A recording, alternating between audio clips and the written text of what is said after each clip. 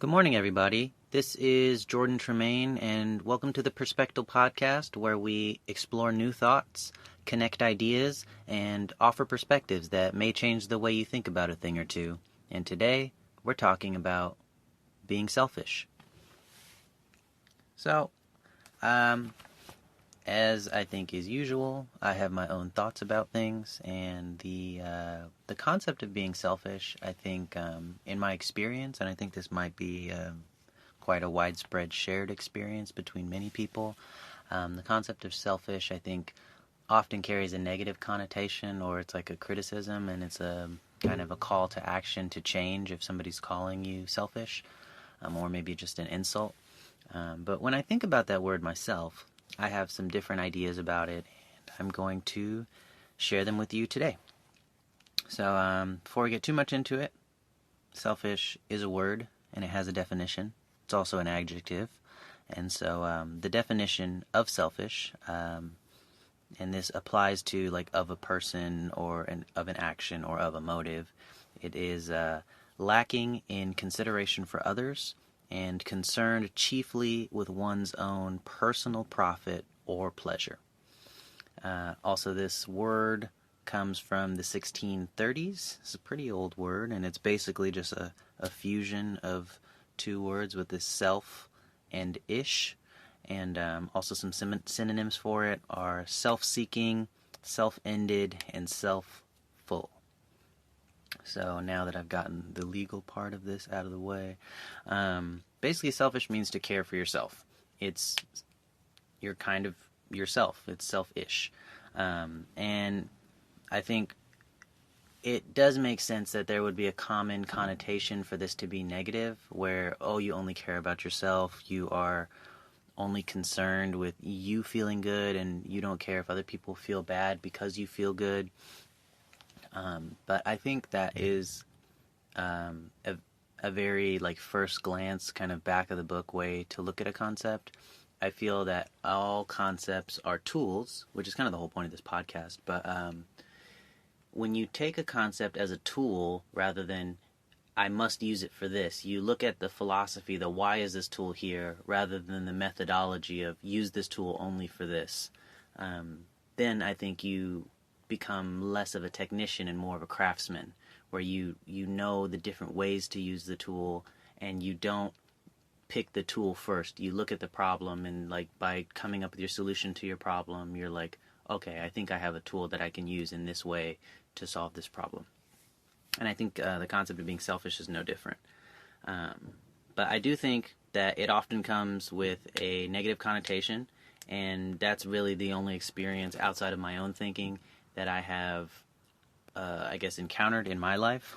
But looking at selfish as a concept and as a tool rather than an insult or a critique like I was talking a second ago, I personally think as the concept of selfish is more of a description of like a hierarchy.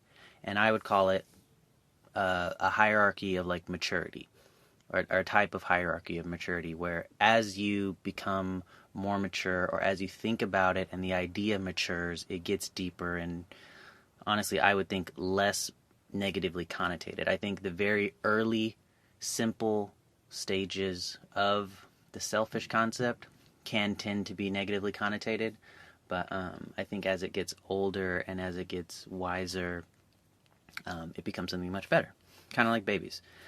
Babies tend to be very selfish. They don't give to anybody. They very take, and cry, and me. But as they get older, they start learning things, and that's kind of like a really good metaphor for what we're going to talk about today. But as they get older, they get less like that, hopefully. And then as they get really old, they typically become way nicer. So, talking in terms of a hierarchy, at the outset, because I'm going to start low and go higher. I feel like that's the natural progression of a hierarchy, and it makes it more suspenseful for this podcast in particular. But at the outset, I think folks are typically a low level of selfish, like very simple, like I was saying, like babies. And I'm not calling people babies. I'm making a metaphor because babies are very unconcerned about the people around them. And I'm not trying to call people babies, though. But I think that it makes sense that low-level selfishness has a common negative connotation because I don't really think people like that. When somebody is doing stuff and it seems like it's for them and they don't care about you, I think everybody likes to feel understood. They like to feel cared about. They like to feel included. And when somebody's doing something that's just for me or just for us and not you and give me that and this is mine, it feels like you're not included. It feels like you're not being listened to. It's feeling like your needs are not being met. And that's just not a nice feeling to have. So I can see why people don't like that and they have a negative connotation with it. I think the people that kind of subscribe to this low-level selfishness, they manifest it as being a taker, and they tend to do what is in their immediate best interest. So what they can see right now that will be good for them, and usually, or very often, this comes at the expense of others, their happiness or their opportunities or this or that. But I think if you're alive, if you're an alive person, which I think is most people, oh, not most people are dead. There's a lot more dead people than there's alive people. That's crazy. But for the alive people that are listening to this podcast, as you progress in your life, as you get older, you get new concepts, you get new experiences, you get new knowledge and learning. And I think that it makes sense that when you're very naive, when you're nascent, ooh, that's a good word, when you're just starting out, you really don't know everything. So your definition of what's good and what you like and what you want to take is very limited because you don't know that much. But as you get older and you get more knowledge of the world around you, you get more sophisticated in your selfishness because you're aware of more things that you want. And so then you can start trying to figure out ways to get these things. And I think at this point, when you start increasing the sophistication of your desires because you understand there's more than just food and warmth and safety, your selfishness starts requiring things outside of just material possessions like food. And a lot of times it requires other people, like people to serve you, like food, like to go to a restaurant. People like going to restaurants or a massage. I love massages. And that requires a different person. Or it could require like a relationship with people. Some people want good relationships. And as you start getting older, I think the more complex goods that we want selfishly start requiring more and more community or more and more of the environment around us. And if you take this to an extreme, as you want more and more of it, you have to involve yourself more and more with the environment and more with the community. And I think ultimately, the more I think about it, and maybe the way you think about it too, the goodness of your life, which I think is a selfish pursuit, and I don't think there's anything wrong with that, but pursuing a good life and pursuing happiness, it's for you. And I think that's selfish. And I personally think that's okay. I think that's a form of self-care. And I think self-care is a form of selfishness. And that's fine.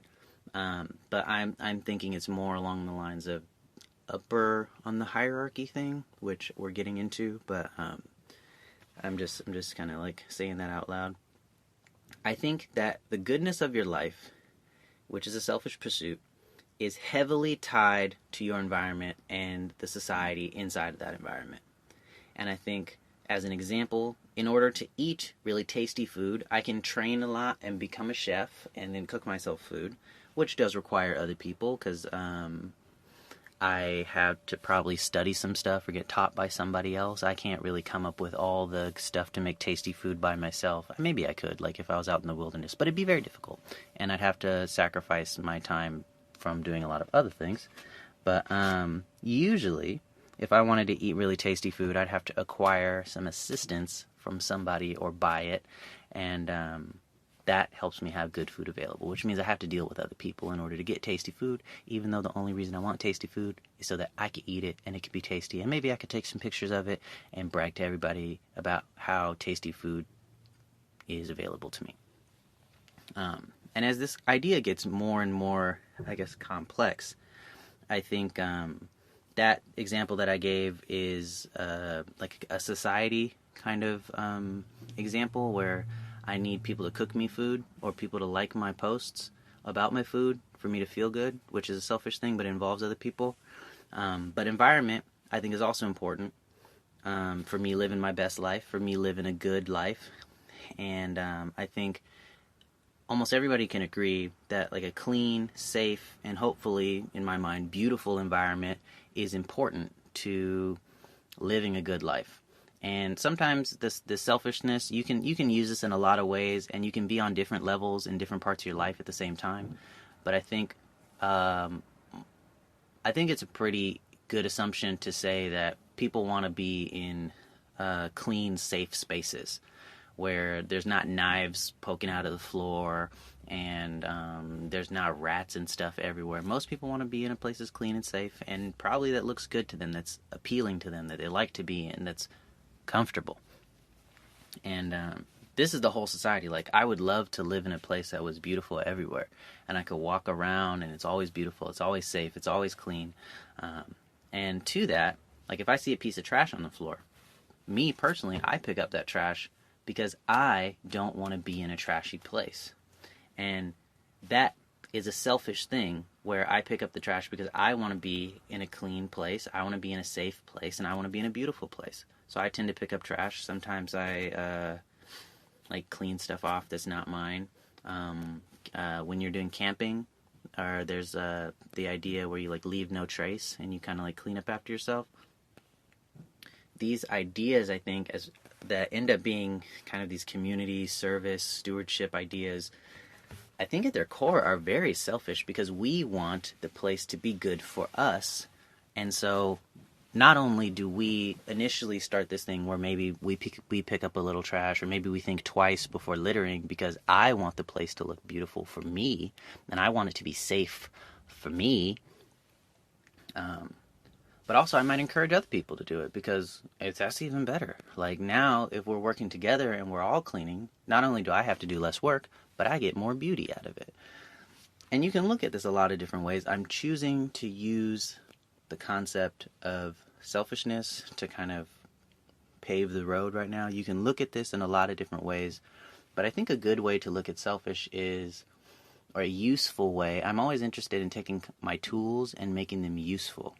And I think just using the word selfish with a negative connotation, it can help constructively sometimes, but it's not that useful in my mind because it's essentially an insult.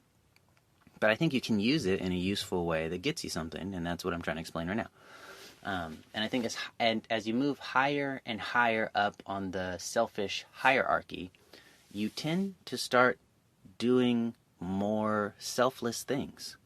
Where in the beginning, you're like, gimme, gimme, gimme, I don't care, throw trash on the floor, do all these things, text and call people while you're at the movies because I don't care, I'm getting a call right now. But then you realize, like, well, I live in this society with these people, and I live in this environment, and if I make good relationships with these people, they'll probably be nicer to me. And I love it when people are nice to me. So maybe I should be nice to them. I like being in a clean place, so maybe I should clean up after myself. And the idea of living in a good society, I think, is when everybody is selfish and educated in a way where they use their desire to have a good life, their belief in their own existence of the possibility of having a good life, in order to seek to manifest it themselves by cleaning up after themselves and educating themselves. I think a selfish person wants to learn because as you become older and as you become more aware of stuff, you start learning how awesome the world is, and you start learning, oh, that's really cool, skydiving, I never heard of that, let's go try that. But you had to learn that skydiving was a thing. And I think if you do it right, you learn that learning is important to your happiness, and you learn all the time. And by learning more and more, that also does kind of mold you into a selfless person, because then you get more diverse ideas, you're more open-minded because you're constantly in that habit of learning, and I think you're more able to understand different things and maybe where people are coming from because you know more. And then I think by knowing more, that kind of spills over into experiencing more. The more I know, I think the more I want to try, the more I want to do, and the more I'm aware of to do. And then I start going out and doing stuff, and now I'm out in the world doing stuff, and I have to deal with even more people. And I think as this like snowballs and gets worse and worse, now there's like even other concepts where like, okay, maybe I love food, and I start learning about other types of food, and I'm like, oh man, all these other types of food, they look so good, but I gotta go travel to get there, and so I can eat this food. And so then maybe I start traveling to get access to all this food that I become aware of because I've been learning about all this food stuff. But now I'm traveling, and now I have to go experience other cultures, and now I have to talk to people with different cultures than me, and now I have to maybe dress a different way to be respectful, or because if I'm not respectful, these people aren't going to give me food. And it's very hard to argue the motive of somebody, even if they try to explain it to you because of all the subconscious stuff. But like, I think there is this idea that people desire to be respectful and whatnot, but I even think that could be looked at through a selfish lens where I don't really care about being respectful. I care about the benefits afforded me of being respectful. And so when I am respectful, you treat me nicely and then you give me food. So yeah, I'll be respectful. Cool, where's the food? And you could look at it that way. And I don't honestly think that's an awful way to look at it because it has good results. And I don't really think that's the most polite way to say it out loud. But again, with the way, if you're thinking about it in terms of being selfish, then you wouldn't say that out loud because you realize that it doesn't have a good effect, and that effect might negatively impact your benefits, so you wouldn't do that. I think subconsciously there is kind of a cost-benefit analysis running like all the time with lots of different things in people's heads, and it may seem kind of dark or looking at people in a bad light to view it as everybody's selfish. And I'm not saying everybody is selfish all the time or that's the way they're thinking about it. I'm saying this is a way to think about the concept of being selfish and use it as a tool in order to help you live your best life. Anyways, so you're traveling now and you're experiencing all these cultures and eating all this food, and hopefully you have toilets near for when you eat food that's a little too, foreign for you. But now you have all these experiences. You learned all these other things. And maybe now, because of your travels and what you've learned, even though you only wanted to eat food, maybe now you want to become like a backpacker.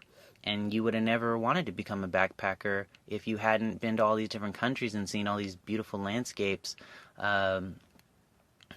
just because you wanted food.